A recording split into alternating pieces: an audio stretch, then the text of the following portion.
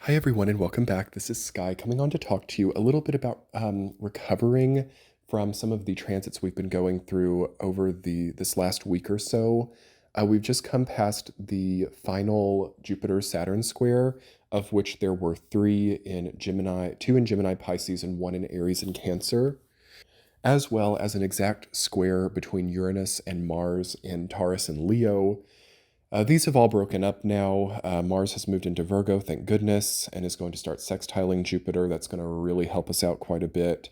Also, we've moved into Cancer season. It's really broken up, or this is the solstice right now. We're not quite into Cancer season yet, but we are moving into Cancer season. It's going to really break up this debilitated paradigm that we've been in with Jupiter in Gemini and the Sun in Gemini, even though Jupiter did move into Cancer quite a bit ago.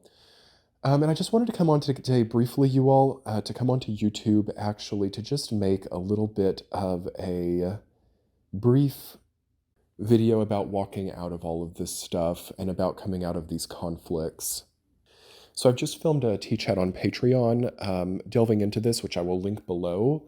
It's a T-Chat 263, which details the week ahead and getting into the solstice, getting into Cancer season.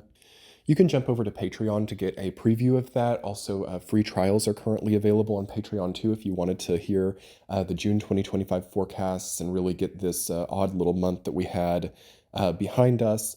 Also, the July 2025 forecasts will soon be available as well, so definitely come check out a free trial. To Patreon, that's linked below. But yes, I did just want to come onto YouTube though as well today, you all. And yeah, let's talk a little bit about this time passing us by and the choice about conflict or peace that we are at a bit of a crossroads with here. We certainly have that manifesting in destructive ways with the current conflicts in the Middle East, which I do want to take just a bit of time to pray over as well and to pray for de-escalation and peace within these conflicts, as they're also happening domestically, obviously, in less, in some cases, in less war-oriented ways. And then also interpersonally, it's happening in families and it's happening in romances, marriages, friendships. Everyone is coming to a realization that they could kind of confront something. There's an edge, or there's something that they're worried about, or there's something that they don't know if they can tolerate. Yet there's still a want to work together or a want to also collaborate. This is inherently the energy of a square in astrology, of which we have many transiting. Again, the Uranus-Mars squares that we've come out of, the Jupiter-Saturn squares. And we are now going to have some decisions made. You know, do I want peace in my life? Do I want wellness? Do I want collaboration or do I want separation? And do I want also like fighting conflict, or do I want wellness and greater connection? So I think one of the best ways to work with this time and moving out of these squares is to think like, what do I want behind me now? What do I not want on my plate anymore? What have been sources of concern, conflict, fear, disagreement? Okay. As these things might not exactly be over right now, but I do feel that there's kind of like a Nine of Wands energy here where it's like a lot of it is over, a lot of it is done, even if the actual finish line has not been crossed. So for this reason, I feel like this is a time where endurance does need to be employed, but certain things can also just be totally disconnected from here as well, as the Cancer season that we're moving into. And I'll talk more about this in the July Comprehensive Astrology. But the Cancer season that we're moving into this year is very interesting to me. I'm actually really enjoying how that energy is foreshadowing itself, because it's just not going to tolerate certain confrontations, conflicts, or afflictions. A lot of that is just going to be closed the door on, okay? So it's easy to also have like a door in the face here. It's easy to see some people going more into like pacification rather than being willing to go through certain conflicts or being willing to argue things out. Like there is, I think, a willingness in a certain way to work through conflict, like in a very peaceful way, in a very kind way. But yes, when people start raising their voices or when people start being very edgy, I feel like doors can just be closed here. So there's not a lot given to certain augmenting of conflict, okay? But certain things can be worked through and ironed out and untangled in a sort of diligent way too. So, I feel like if we do have conflict in our life, if we do have some knots, if we do have some things that are confused, we just kind of have to like diligently untie these things, but we can't get like frustrated and in a temper over it. You can imagine not being able to untie a knot or not being able to, um, even like not being able to afford something or not being able to, properly budget things out, having like a knot in your budget, having a knot in a relationship, saying something to someone and it meaning something to you or intending something but meaning something else to them, and then you're not on the same page. There's a lot of that happening coming out of these squares. And in a lot of ways, we have to transcend this orientation towards knots or this thought about conflict or this thought about not being on the same page, just with where the similarities are, or like focusing on where things do work. And then maybe this will help to unravel things as well. Some things can just be cut off as well. Like if you get a knot in your hair, I don't know, sometimes it just has to be cut off. Or it could be like untied. Also, when things get like threadbare as well, you can like pull on the thread and like destroy part of the garment in a way that you didn't want to. So this is kind of like what I'm feeling. Sometimes you just got to get the scissors out and start cutting things off. But sometimes you don't have to either. And there's a care I feel that we have to work with things in our lives because we're in such a disposable culture. And I think that that is another damaging thing that has been happening through these squares, is like feeling like things are just totally disposable. It's like, oh, the threads are coming undone on this garment. I'll just like buy another one on Amazon. Or, oh, this other country is not agreeing with me. They can just like, launch things onto their like apartment buildings or something. Like, that's fine. Being sarcastic, obviously. There's such a kind of like, it's like, oh, it doesn't matter. You can just destroy something if it's not right, or you can just throw something away and buy a new one. Or, if this relationship's not working, well, I've got this app here where there's 16 other people that I haven't even gotten to know yet, and that, and I can just throw away this relationship over here and focus on those. And this will not be tolerated with Jupiter in Cancer at all. It's going to really put you into some cheap clothing that doesn't matter. It's going to put you into relationships where maybe there's 50 people around you and one still feels alone. So where are the quality garments here? Where are the quality relationships? Because those are the ones that we need to put our attention on here with Jupiter in Cancer, with the Sun moving into Cancer. And I think that the disposability of this current society and the landfills as well, there's a weird energy coming from the landfills and from the oceans in some cases, and from the waters where a lot of the waste is going. And it's corrupting some of the human psychology. And I do feel that there's a negative karma. So like when something gets thrown away, this is a question that we're asking here. When a breakup happens, when a disconnection happens, when a falling out happens, when something doesn't fit anymore, at the same time, when something can't be used anymore, when something can't be repaired, when something has to be disposed of. I feel that discernment of like when something is past a certain point where it can't be used anymore is very important coming out of these squares, because I think that we've had a lot of pressure applied. And I think there has been a lot of erosion and damage. And, it's one thing when you're talking about inanimate objects and clothing and things like that, but when this psychology of disposability gets applied to our relationships or to the people that mean something in our lives, I think that that's really sad. And I just I think that we should think about ourselves here And we should think about, how would I feel if just because, oh, I've got this wrinkle on my forehead now, or I've got this scar, or I've got maybe a little bit of damage from life being difficult on me, how would I feel if the people who I care about found me disposable because of that? And perhaps went to Amazon, or I don't know, Tinder, or one of these apps to find a replacement. I think that this psychology is something that we're going to really start facing with Cancer season starting and the solstice starting. Because Cancer, again, it's about preservation and conservation of things that are quality. For example, an ancestral home that maybe has quite a few problems, quite a few dilapidations, maybe it's a little bit run down, but doesn't mean it should be disposed of. And in some cases, some things get so worn down that, you've got to start over too. But we have to know when the bones are good. And we have to know when there is like reserves of potency that maybe aren't visible on the surface. When there's a quality person in your life,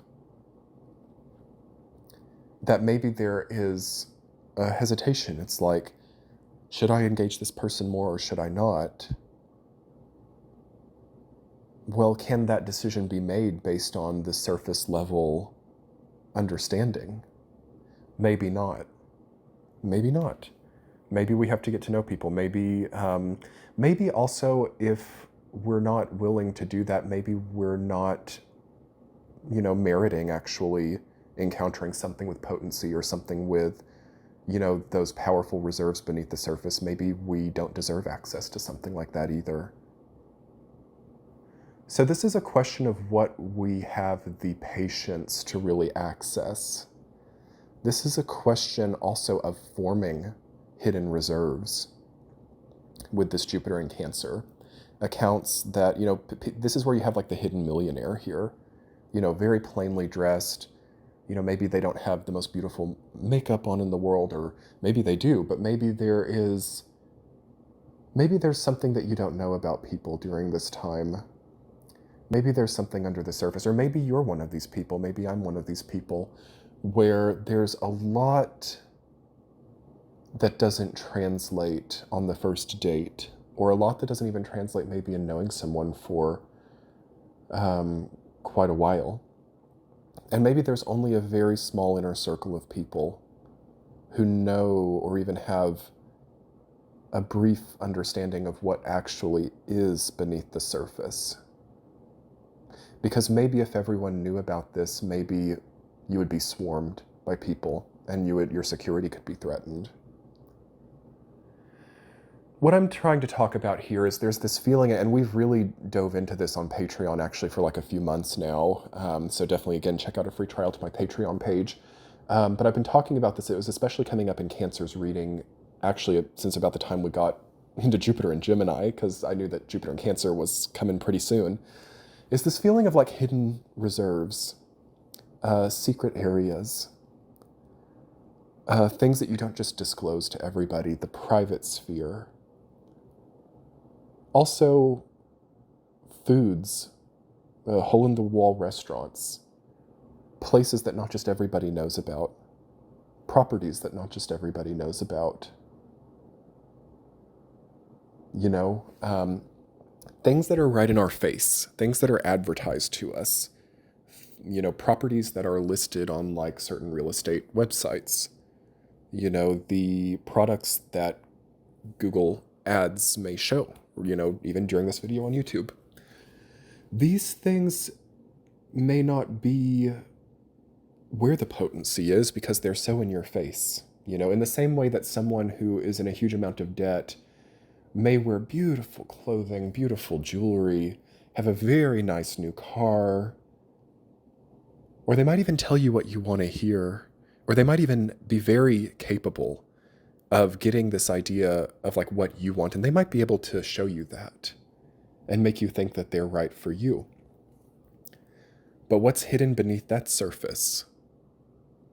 It could be a shell of a person. That's another thing that we're going to see. That's another thing that we're going to see during this time is like this shell effect. What is underneath people's shell? For some people, it's nothing. For some people, there's nothing there.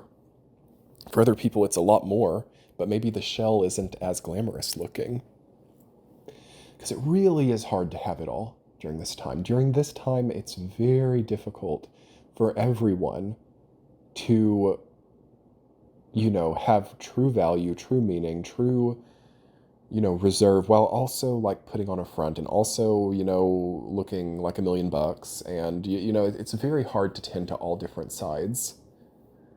And I think that it's also really nice here to consider engaging things that aren't just like, so alluring and so, I mean, in a superficial way, you know what I mean?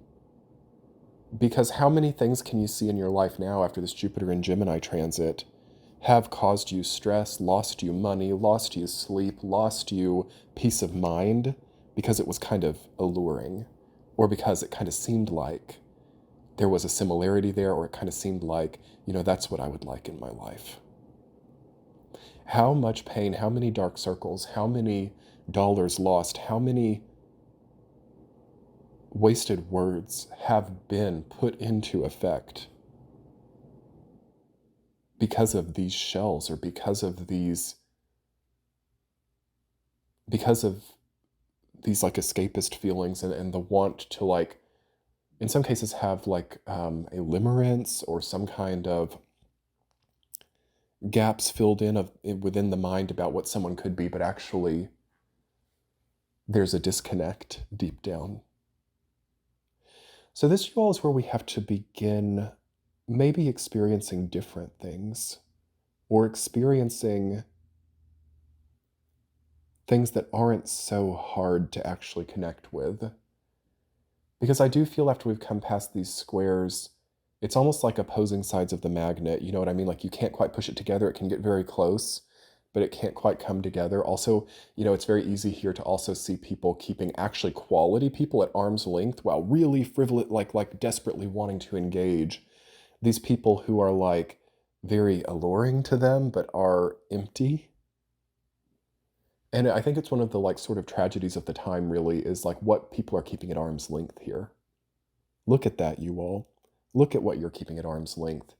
And of course, there are some things that may be warranted for, but really examine it. Really consider it here. Am I keeping the most quality person in my life at arm's length? Or am I keeping like my actual dream or aspiration at arm's length while I collect a paycheck from a job that I hate? It's the same type of dynamic, and it's really across the board. Am I keeping a good diet at arm's length while I keep going through the fast food drive-through? Imagine all of that mixed together. What am I doing with my life? A lot of people have to ask that here. What am I doing with my life? And what am I keeping at arm's length while at the same time, what am I pursuing? This may need to be switched up for some people. Because you know what? This is going to be another thing, you all, with Jupiter in Cancer. Sometimes the person you need to like marry, for example, or the person who's like actually your soulmate or is like actually right for you, sometimes it's not going to be the way, how do I explain this, you all? Sometimes it's not going to be the porn star, okay? Sometimes it's not going to be the person in the magazine who's like actually like right for you. And sometimes I just think that we're in such a damaged psychology right now, especially for like relationships and dating, where people are very attracted to things that are just not real. And this is, Jupiter in Cancer is going to touch on this.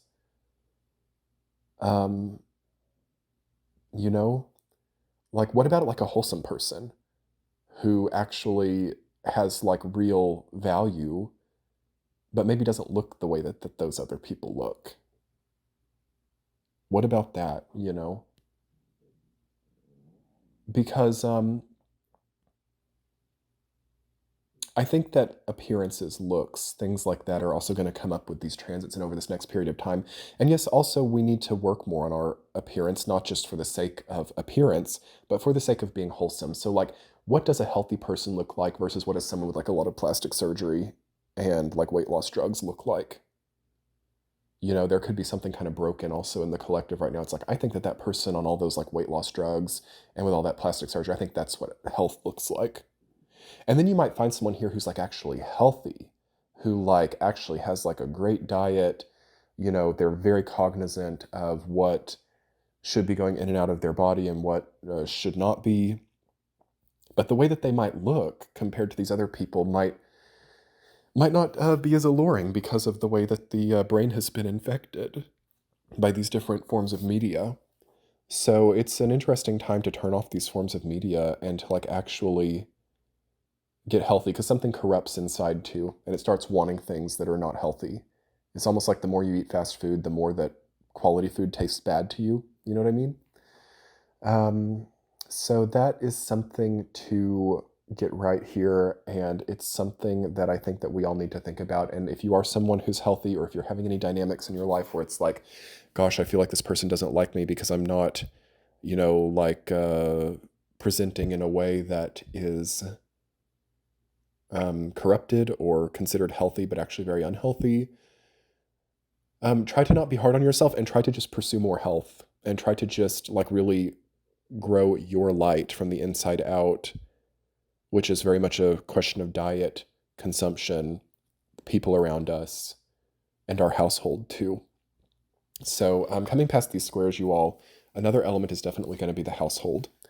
It's going to be, again, this is a very positive thing that Saturn in Pisces actually kind of like, I would say, anointed us to do, which was to kind of make a sanctuary out of our home and to pray a lot in our home and to make sure our home was a very blessed, cleansed, and healthy place to be in. But there are a lot of people, you all, who don't have that yet, but there's still definitely a chance, obviously with Saturn retrograding back into Pisces later this year, to really get that right. And I think it's worthy of investment. I think it's worthy of time, thought, and focus, because with those baselines in place, it's going to really lift the vibration of also what you're attracting into your life. And it's going to help you also with the conflicts in your life too, because you're going to be a lot more formidable in any kind of conflict, or you may just not really have the same sense of conflict anymore in your life at all. So finally, you all, coming out of these squares,